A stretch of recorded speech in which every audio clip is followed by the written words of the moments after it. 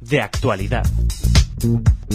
Hola oyentes de Radio Sefarad, tenemos el gusto de volver a contar en estos micros, aunque sea de forma telemática, con el profesor de Sociología de la Universidad de Minnesota y director del Centro sobre Antisemitismo y Genocidios, Alex Baer. ¿Qué tal, Alex? Hola, Jorge, ¿qué tal? Es Holocausto y genocidios. Holocausto y genocidios, y también... Por lo demás, bien. Tenía que también referir que eres antiguo director de nuestra Radio Sefarad, así que quizás esto para las credenciales en Estados Unidos no sirva para mucho, pero para nosotros es todo un honor. Y para mí sí, ¿eh? Para mí sí importa. Bueno, estamos viviendo unos momentos que parece que estuviéramos hablando de Israel, porque cuando emitamos esto puede haber cambiado mucho. Vamos a hablar de los resultados de unas elecciones en Estados Unidos que se suponen que son o han sido en general un proceso que era bastante previsible por las encuestas, etcétera, etcétera. Quizás en algunos momentos históricos recuerdo cuando se presentó Al Gore contra George Bush hijo, y hubo un desajuste tan mínimo de votos que al final, pues, los que se pensaban que iba a salir Gore, pues salió George Bush. Pero en general, ninguna elección que yo recuerde ha sido tan polémica como la que ha tenido lugar estos días, ¿no? No, desde luego. Bueno, y quizás decir, hombre, esto lo estamos grabando cuando es aquí la tarde del ¿qué día es hoy? Jueves. Y esto puede cambiar, en cualquier momento puede cambiar la situación en el sentido de que, bueno, mi pronóstico es que no, todo apunta a que Biden va a conseguir la victoria, porque no le quedan apenas 1 o 2 estados. Pero sí, es que también ten en cuenta que la elección ha salido muy, muy ajustada, mucho a diferencia de lo que dijeron las encuestas, que se volvieron a equivocar. Está muy igualado, pero también por toda la carga que tiene, digamos, y toda la polarización y la fractura que existe en este país. Cuando se define una elección como la batalla por el alma del país, pues no, obviamente pues está el ambiente muy cargado y hay mucha incertidumbre, no tanto ya en cuanto a quién va a ser el presidente. Yo creo que eso, aunque tarden y pueda haber litigios, porque ya han hecho denuncias a los tribunales y eso es posible que pueda tardar en darse la victoria definitiva. Lo que sí estamos viendo es que la calle empieza a movilizarse, y en un año en que hemos visto el potencial de violencia, y no solo potencial, sino los actos que se han cometido, tanto hace unos meses en Wisconsin, o lo que ocurrió aquí en Minneapolis y en otras ciudades de Estados Unidos, pues la tensión, digamos, está al máximo, Jorge. Y tú, que eres profesor universitario, pues esto también lo sientes con tus alumnos. Yo recuerdo que tuvimos una entrevista justamente cuando había sido elegido por primera vez Donald Trump, y me hablabas justamente de una especie de pesadumbre que se apoderó de tus estudiantes, que veían un panorama muy negro entre ellos. No sé si ahora ya están más acostumbrados o ahora ven una luz al final del túnel. Pues mira, yo ayer que tuve mi clase por la tarde, dediqué la primera media hora a hablar de esto, porque como te puedes imaginar, los estudiantes tenían ganas de hablar de esto, porque ten en cuenta que todos están en sus casas y haciendo clases por Zoom, no estamos en el aula. Y entonces les pregunté, ¿cómo habéis vivido esta elección? Primero, también les hice una pequeña encuesta. Sabes que Zoom te permite hacer esas encuestas, y eso está muy bien. Y salió que el 70% votaron por primera vez, un 20% habían votado en las del 16, hace 4 años, y con lo cual son todos muy jóvenes. Y A mi pregunta respondieron que no para nada están ilusionados, ¿no? Con esta situación. Al contrario, hay mucha tristeza, mucha frustración por la situación en la que está el país y también, bueno, yo diría que posiblemente hay una minoría que ha votado a Trump y la mayoría ha votado a Biden, pero aún así creo que en todos los casos estos jóvenes universitarios no se identifican con ninguno de los dos líderes, incluso si lo han votado. Ha sido como, y esa es la impresión generalizada. Y preocupación, ¿no? Por esto. Fíjate, además, que ayer fue el día en que, ayer y hoy, se cumplieron récords de casos de virus en Minnesota. Ayer 3.500, hoy más de 4.000. Son cifras muy altas, ten en cuenta que la población es más o menos de 6 millones. Entonces, bueno, se junta un poco todo y hay un ambiente de preocupación. Todo menos digamos, esperanza o ilusión por un posible cambio. Bueno, y ese cambio, ¿cómo se vislumbra? Porque por una parte, aunque, como tú dices, esto puede que lleve algo más que unos días, aunque creo que según el mecanismo de elección estadounidense, pues la asunción del nuevo presidente está programada para las primeras semanas de enero, ¿no? O sea que todavía tiene Sí. un mes y medio para digamos, dilucidar todos estos entresijos electorales, pero si Biden sale electo finalmente, va a tener una situación muy complicada para gobernar, porque va a tener, lo que sí apuntan los resultados es que va a tener el Senado mayoritariamente republicano, va a tener la Corte Suprema con una presencia reforzada del sector más republicano, y con posiblemente, si Trump sale a la oposición, pues casi se va, como se dice en España, se va a echar al monte con la calle, ¿no? Sí, quizás eso último es lo más preocupante, porque al fin y al cabo lo otro es parte del juego democrático, ¿no? Y bueno, desde luego que es un varapalo para los demócratas, porque primero no se esperaban que 170 millones de estadounidenses iban a votar por Trump en esta situación. Después podemos hablar luego de eso. Pero luego, bueno, esta situación donde el presidente socava directamente a las instituciones democráticas, llamando a que paren el voto en un sitio o digamos, difundiendo teorías conspirativas sobre el fraude sin ninguna prueba. Como dijo Wallace, que es un periodista, es muy buen periodista, pero es de Fox News, o sea que no digamos que no tiene ninguna simpatía o digamos no es sospechoso de liberal o de demócrata, pero dijo Wallace que lo que hizo Trump en ese momento fue echar una cerilla en un bidón de gasolina. Ese es el enorme peligro. En este país hay más armas que personas y los actos de intimidación por ahora son leves. En Arizona ya han ido a un colegio electoral donde se está haciendo el recuento, a manifestarse, son gente armada, bueno, y esa quizás es la preocupación así más inmediata. Pero desde luego, un presidente demócrata en este contexto que ha sido caldeado tanto en los últimos meses, yo diría años, como si esto fuera una batalla no tanto entre adversarios políticos, sino una batalla entre el bien y el mal, pues eso tiene consecuencias y es lo que todos nos tememos. Uh-huh. Bueno, en realidad ahora mismo estaba apuntando, en base a lo que estabas diciendo, que Trump puede llegar a ser más peligroso como oposición que al frente del gobierno. Sí, no sé, quizás también decir que, por no verlo todo tan negro, hay algunas digamos, señales o, digamos,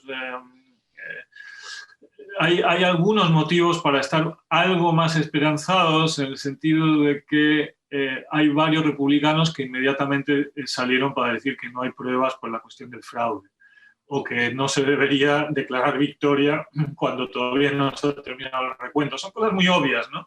Pero en fin, parece ser que, y esa quizás también es ahí es donde se va a mostrar la fuerza de las instituciones, que los estados y que los senadores republicanos y los representantes republicanos en cada uno de los estados van a tener un papel importante para parar aquello que realmente se pasa de la línea roja. Quizás también decir, bueno, que la participación fue, por ver el vaso medio lleno, ¿no? La participación fue muy, muy alta, tengo entendido que no tiene precedentes en las últimas décadas. En el propio proceso, el día 3, el día de la votación, no hubo intimidación y en fin, esperemos que no sea, que estos miedos no se hagan realidad, ¿no? No se materialicen y que más o menos se mantenga bajo control, que sea, bueno, simplemente la fractura va a seguir existiendo, ¿no? La grieta, como dicen en Argentina, existe aquí a unos niveles, ¿no? Más que grieta, estos son abismos que se han generado entre gente y que se manifiestan además también, y eso también lo decían los estudiantes, ¿no? Que en las familias, ahora que para Thanksgiving hay temas de los que no se puede hablar, amistades que se han roto, y bueno, a nivel personal la gente sufre esto también. Eso es grave y es triste. Uh-huh.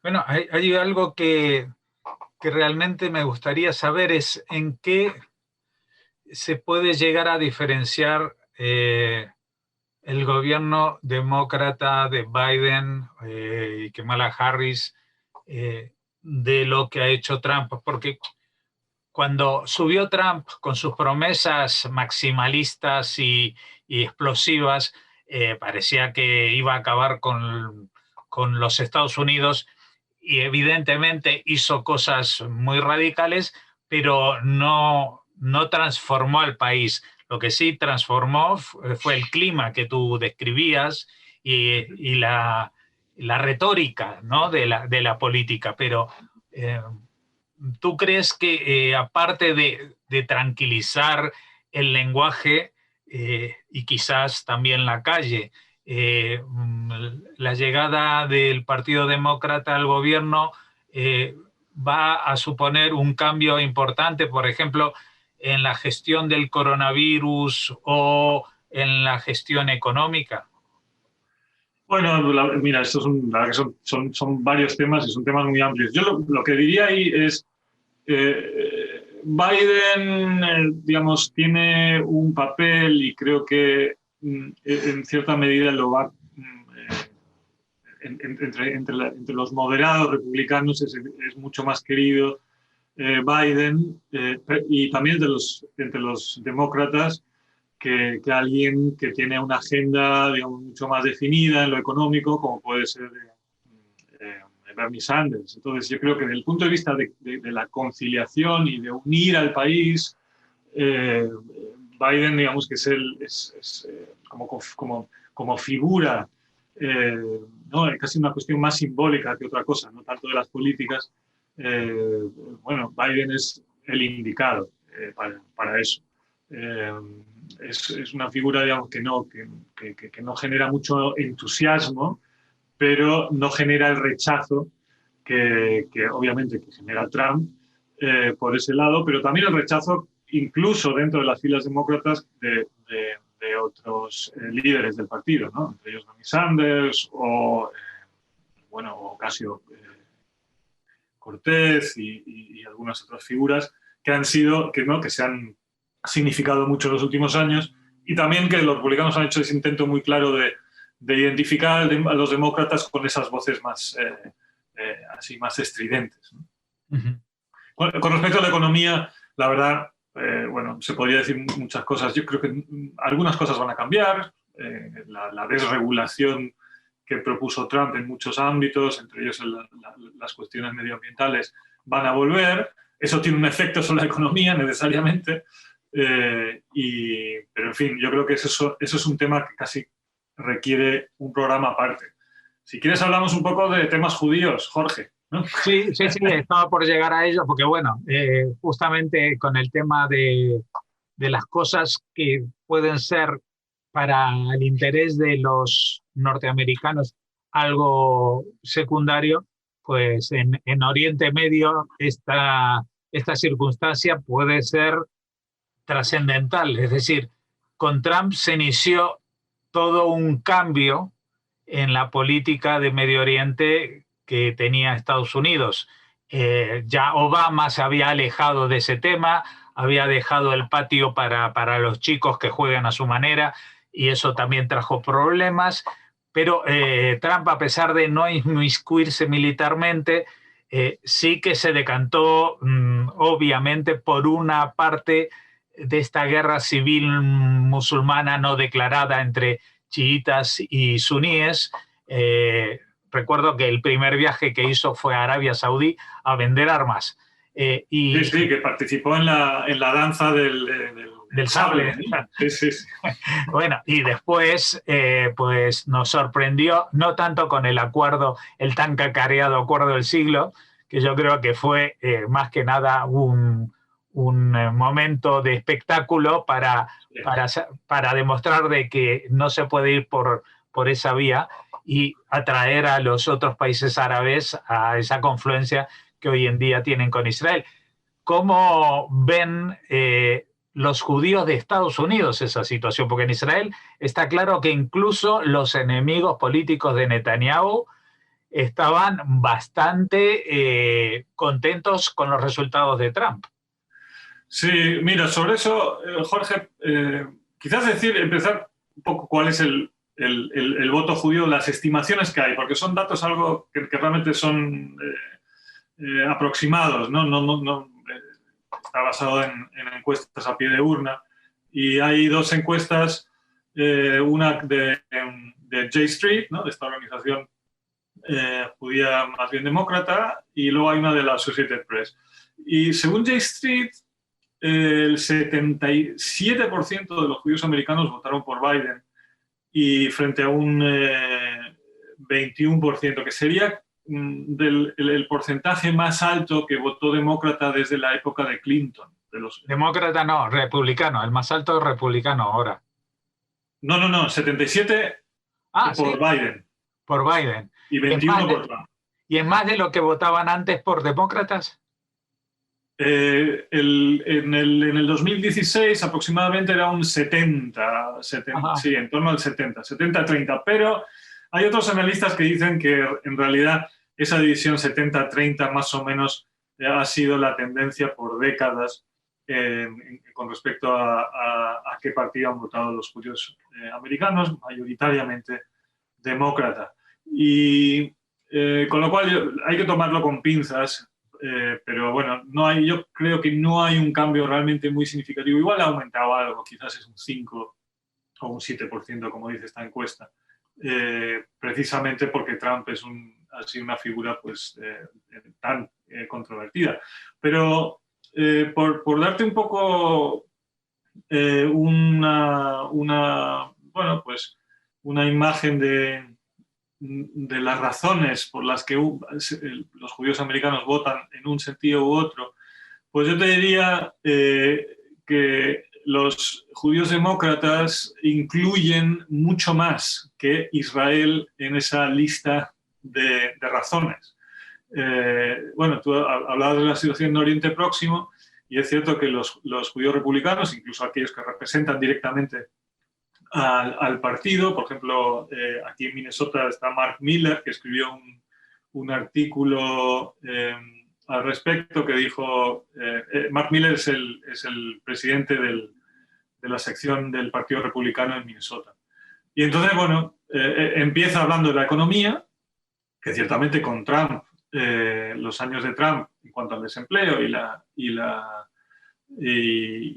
los datos económicos en general han sido positivos, pero luego ya sigue con cuestiones de política internacional como la destrucción del ISIS, del califato, Y luego, pues fundamentalmente las razones son reconocer Jerusalén como la capital eterna e indivisible de Israel, mover la embajada a Jerusalén, la soberanía de los Altos del Golán, salir del